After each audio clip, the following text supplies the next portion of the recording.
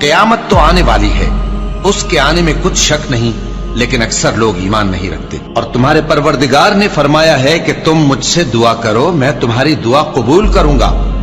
جو لوگ میری عبادت سے ازراہ تکبر کتراتے ہیں، ان قریب جہنم میں ذلیل ہو کر داخل ہوں گے۔ اللہ ہی تو ہے جس نے تمہارے لیے رات بنائی کہ اس میں آرام کرو، اور دن کو روشن بنایا کہ اس میں کام کرو۔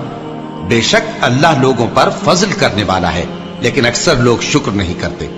یہی اللہ تمہارا پروردگار ہے جو ہر چیز کا پیدا کرنے والا ہے، اس کے سوا کوئی معبود نہیں، پھر تم کہاں سے بھٹکائے جاتے ہو؟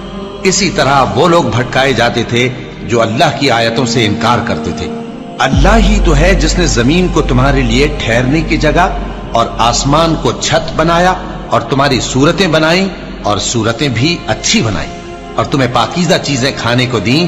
یہی اللہ تمہارا پروردگار ہے، سو اللہ رب العالمین بہت ہی بابرکت ہے۔